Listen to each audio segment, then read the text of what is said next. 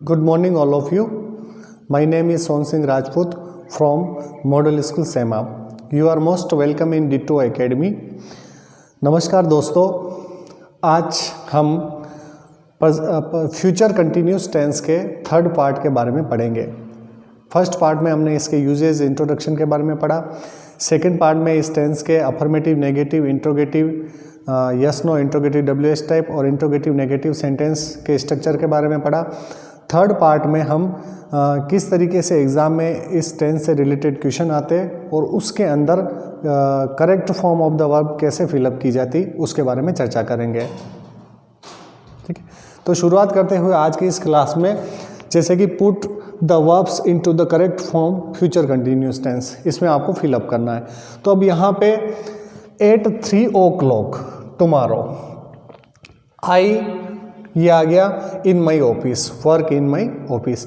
अब यहाँ पर जो ये टाइम दे रखा है, ठीक है, एट 3 o'clock टुमारो, यानी कि कल 3 बजे, मतलब पहले से फिक्स बता रखा है कि हम ये काम करेंगे और ये काम थोड़ी देर तक जारी रहेगा। जैसे कि एट 3 o'clock टुमारो आई, अब आई के साथ क्या था, ये सेंटेंस कौन सा है, अपने अफर्मेटिव सेंटेंस है। आई के साथ क्या आएगा, शैल बी, क्योंकि हम कौन से टेंस के बारे में चर्चा कर रहे हैं, फ्यूचर कंटिन्यूस टेंस के बारे में। तो आई अफर्मेटिव का फॉर्मूला है subject plus will shall plus be plus verb के साथ आईएनजी और ऑब्जेक्ट। अब यहाँ पर आई क्या है, हमारा सब्जेक्ट है, सेंटेंस हमारा अफर्मेटिव है, तो क्या हो जाएगा, I shall be working, I shall be working.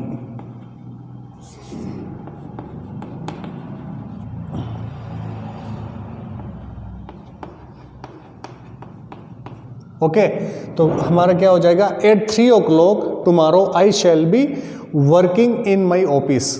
इसका हिंदी ट्रांसलेशन क्या हो जाएगा कि मैं कल 3 बजे इसी समय अपने ऑफिस में कार्य करता रहूँगा या कार्य कर रहा होऊंगा।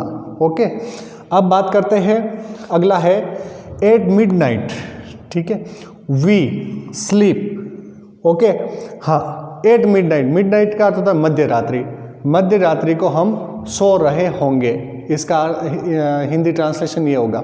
अब यहाँ पर हमारा सेंटेंस कौन सा है, जैसे एट मिडनाइट, ये मतलब ये टाइम बता रहा है, यानी कि निकट भविष्य में हम इस समय ये कार्य करेंगे। तो जैसे वी, और आपको पता आई और वी के साथ शैल भी आता है, तो हमारा फॉर्मूला हो जाएगा we shall be sleeping. Okay, यानी कि at midnight we shall be sleeping, यानी कि मध्य रात्रि को हम सो रहे होंगे। ओके, अब है तीसरा सेंटेंस एट 9, एट 9 का मतलब 9 बजे, at 9 I the news, watch the news, यानी कि 9 बजे मैं समाचार देख रहा होऊंगा। तब ये अफर्मेटिव सेंटेंस है, तो उसके साथ क्या आ जाएगा, एट 9 ये टाइम आ गया, I shall be watching, watching the news, मैं 9 बजे समाचार देख रहा होऊंगा। ओके, अब है या समाचार देखता रहूँगा। ठीक है, अब अगला सेंटेंस है ही नॉट प्ले ऑल आफ्टरनून, यानी कि मैं, हाँ, तो यहाँ पे ऑल आफ्टरनून आ गया। अब इसको हमें नॉट प्ले लिख रखा है, तो यानी कि ये सेंटेंस कौन सा है, हमारे नेगेटिव है। नेगेटिव का फॉर्मूला क्या है, हमारा स्ट्रक्चर क्या, subject plus will shall plus not plus be plus verb के साथ आईएनजी। अब यह नेगेटिव सेंटेंस है, तो ही के साथ क्या आएगा, he will not be playing, हाँ, he will not be playing all afternoon, यानी कि वह दोपहर में नहीं खेलता रहेगा। अब है अगला सेंटेंस पांचवा, दे फाइट अगेन। अब यहाँ पर इंटेरोगेटिव सेंटेंस है। इंटेरोगेटिव का फॉर्मूला क्या होगा कि will shall plus subject plus be plus verb के साथ आईएनजी। यहाँ पर इंटेरोगेटिव यस नो, क्योंकि यहाँ पर डब्ल्यू शब्द नहीं है, तो वैसे हमारा फॉर्मूला क्या है, विल शैल प्लस सब्जेक्ट, तो दे के साथ क्या आएगा, will, will they, will shall plus subject plus be plus verb के साथ आईएनजी, तो क्या आ जाएगा, बी फाइटिंग। ठीक है, विल दे बी फाइटिंग, इसका मतलब क्या वे लड़ रहे होंगे, क्या वे वापस लड़ रहे होंगे, यानी कि अगेन आ गया, ठीक है, क्या वे वापस लड़ रहे होंगे, क्योंकि ये इंटेरोगेटिव सेंटेंस है और ये हमेशा क्या से शुरू होता है, जिसका हमने विस्तार से चर्चा की थी अपने सेकंड पार्ट में। अब है अगला छठा क्वेश्चन, तो इसमें क्या है, शी लिख रखा है cook food in the kitchen और पीछे क्या है अपने क्वेश्चन मार्क है। क्वेश्चन मार्क पीछे आते ही हमारे ये देखना कि ये सेंटेंस कौन सा है, हमारे इंटेरोगेटिव। अब इंटेरोगेटिव कौन सा है, ये WH नहीं है, ये यस नो टाइप है, क्योंकि अगर इसके आगे WH वर्ड होता तो ये कौन सा टाइप होता है, इंटेरोगेटिव WH टाइप, लेकिन यहाँ पर आगे छोड़ रखी, यानी कि यहाँ पे विल शेल में से कोई भी आएगा तो ये इंटेरोगेटिव यस नो है। तो अब शी है, शी के साथ क्या आएगा, विल। हमारा फॉर्मूला क्या है इंटेरोगेटिव यस नो का, will shall plus subject plus be plus verb के साथ ING, तो यहाँ आ जाएगा will she be cooking, will she be cooking food in the kitchen, क्या वह किचन में या रसोई घर में खाना पका रही होगी। ओके, अब है एट 2 o'clock टुमारो, जैसे कि एट 2 o'clock टुमारो, यानी कि कल 2 बजे, यानी कि वो अपना जो टाइम है पहले से दे रखा हाँ, तो यानी कि हम प्लानिंग कर रहे हैं कल 2 बजे, यानी कि आने वाले समय में हम ये कार्य करेंगे। तो क्या है, एट 2 o'clock टुमारो, कल 2 बजे। आई के साथ क्या आ जाएगा, अफर्मेटिव सेंटेंस है, will shall be plus verb के साथ ING, तो आई के साथ आ जाएगा आई शेल बी स्टडिंग, ठीक है, आई शेल बी STUDYING,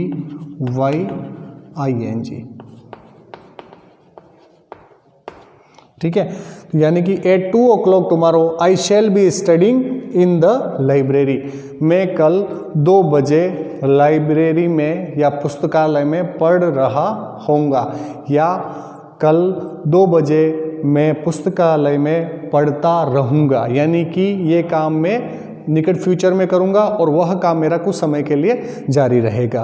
अब है 8वां, you wait for her when her plane arriving tonight, यानी कि इसका मतलब क्या हुआ कि जब उसका जो प्लेन है, जो यानी कि आपका कोई फ्रेंड आपसे मिलने आ रहा है, तो यानी कि आज आपको जब वह उसका जो प्लेन आएगा तो आप उसका वेटिंग या आप उसका इंतज़ार कर रहे होंगे, यानी कि ये काम निकट भविष्य हुआ नहीं अभी तक, उसका प्लेन जैसे आएगा उस समय क्या कर रहे होंगे आप, इंतज़ार, वेटिंग कर रहे होंगे। तो यहाँ हो जाएगा यू विल बी